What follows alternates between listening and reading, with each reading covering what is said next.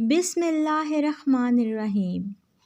حضرت جابر فرماتے ہیں کہ میں نے رسول اللہ صلی اللہ علیہ وآلہ وسلم کی خدمت میں عرض کیا کہ یا رسول اللہ، مجھے گھر جانے کی اجازت دے دیجیے۔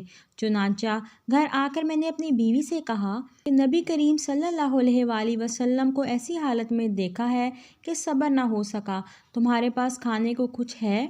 بیوی نے کہا کہ میرے پاس کچھ جو ہیں اور بکری کا ایک بچہ ہے۔ چنانچہ میں نے بکری کا وہ بچہ ذبح کیا اور بیوی نے جو پیسے، یہاں تک کہ گوشت کو ہم نے پکنے کے لیے ہانڈی میں رکھ دیا۔ پھر میں آپ صلی اللہ علیہ وآلہ وسلم کی خدمت میں حاضر ہوا۔ حضرت جابر نے آپ کی خدمت میں حاضر ہو کر عرض کیا، مختصر سا کھانا ہے، آپ تشریف لے چلیں یا ایک اور دو آدمی آپ کے ساتھ ہوں۔ آپ صلی اللہ علیہ وآلہ وسلم نے پوچھا کتنا کھانا ہے؟ میں نے بتا دیا کہ اتنا ہے۔ آپ نے فرمایا اچھا خاصا ہے، اور ساتھ ہی یہ بھی فرمایا جب تک میں نہ آ جاؤں بیوی سے کہہ دو کہ نہ ہانڈی چولہے سے اتارے نہ روٹیاں تندور میں لگائے۔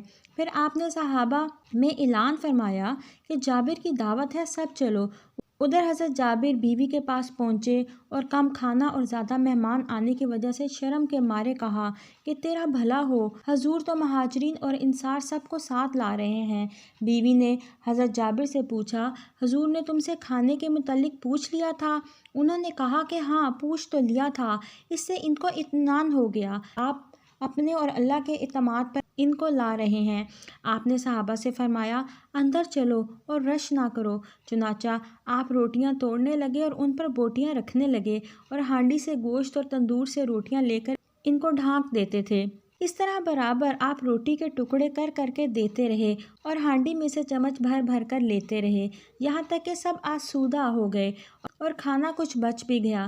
پھر آپ نے حضرت جابر کی بیوی سے فرمایا یہ تم خود بھی کھاؤ اور محلے پڑوس میں بھی ہدیہ بھجواؤ، اس لیے کہ لوگوں کو بھوک لاحق ہے۔ اسی حدیث کا دوسرا حصہ مولانا عبدالرحمن جامع نے شواہد النبوت صفحہ نمبر 104 میں ذکر کیا ہے۔ وہ لکھتے ہیں کہ جب حضرت محمد حضرت جابر کی دعوت پر ان کے گھر تشریف لائے تو جب حضرت جابر نے بکری کا بچہ ذبح کیا تو اس وقت اس کے دو بچے بکری کو ذبح ہوتے دیکھ رہے تھے۔ وہ بچے ابھی ناسمجھ تھے۔ ان میں سے بڑے بھائی نے چھوٹے سے کہا کہ ہمارے والد نے ہماری بکری کے بچے کو بھلا کس طرح ذبح کیا ہے، آؤ میں تمہیں بتاتا ہوں۔ چنانچہ بڑے بھائی نے چھوٹے بھائی کو زمین پر لٹا کر اس پر چھری چلا دی، جس کی وجہ سے چھوٹا بھائی ذبح ہو گیا۔ جب بڑے بھائی نے دیکھا کہ میرے سے تو بہت بڑی غلطی ہو گئی ہے تو گھر کی چھت پر چڑھ کر اس نے وہاں سے چھلانگ لگا دی، جس کی وجہ سے وہ مر گیا۔ حضرت جابر کی بیوی نے دیکھا کہ دونوں بچے تو مر چکے ہیں، اس نے اپنے بچے کے مرنے کا شور شرابہ نہیں کیا تھا۔ اس نے دعوت کی وجہ سے نبی کریم سے یہ بات چھپا لی کہ یہ خبر سن کر نبی کریم بہت پریشان ہوں گے، دعوت کو ادھورا چھوڑ دیں گے، پھر یہ گھر سوگ والا بن جائے گا۔ اس نے دونوں بچوں کی لاشوں کو ایک کمرے میں لٹا کر ان پر ایک کپڑا ڈال دیا۔ جب نبی کریم نے کھانا کھانے سے پہلے بچوں کا پوچھا تو حضرت جابر کی بیوی عرض کرنے لگی کہ بچے تو سو گئے ہیں۔ اسی وقت جبرائیل علیہ السلام نبی کریم صلی اللہ علیہ وآلہ وسلم کی بارگاہ میں حاضر ہو کر فرمانے لگے، اے محمد، اللہ تعالیٰ کا حکم ہے کہ حضرت جابر اور ان کے دونوں بچوں کو بھی ساتھ بٹھا کر کھانا کھلایا جائے۔ اس پر نبی کریم نے حضرت جابر کو فرمایا کہ بچوں کو بھی لے آؤ، وہ بھی میرے ساتھ بیٹھ کر کھانا کھائیں گے۔ انہوں نے بیوی سے کہا کہ نبی کریم صلی اللہ علیہ وآلہ وسلم کا فرمان ہے کہ دونوں بچوں کو بھی کھانے کے دسترخوان پر لے آؤ۔ حضرت جابر کی بیوی نے ان سے کہا کہ بچے تو سو گئے ہیں۔ جب دوسری بار حضرت جابر نے بچوں کے بارے میں آ کے دریافت کیا تو بیوی نے سارا واقعہ سنا دیا۔ پھر حضرت جابر اور ان کی بیوی نبی کریم صلی اللہ علیہ وآلہ وسلم کی بارگاہ میں پیش ہوئے اور سارا قصہ سنا دیا۔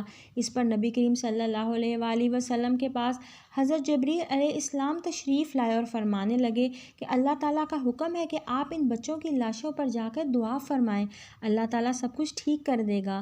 اللہ تعالیٰ کے آخری نبی حضرت محمد صلی اللہ علیہ وآلہ وسلم نے بچوں کی لاشوں کے پاس جا کر دعا کی، بچے اللہ تعالیٰ کے حکم سے زندہ ہو گئے۔ یہ دیکھ کر سب بہت ہی خوش ہوئے۔ حضرت جابر نے بہت سی غزوات میں حصہ لیا۔ ہجرت الوداع جو کہ 10 ہجری کو پیش آیا، اس میں بھی حضرت جابر رضی اللہ تعالیٰ عنہ نے شرکت کی تھی۔ 37 ہجری میں جنگ صفین ہوئی، جس پر حضرت جابر نے سیدنا مولانا علی کی طرف سے جنگ میں حصہ لیا۔ حضرت جابر رضی اللہ تعالیٰ عنہ کو حدیث سننے کا بہت ہی شوق تھا۔ آپ ایک حدیث پاک سننے کے لیے کئی مہینوں کا سفر کر کر آ جایا کرتے تھے۔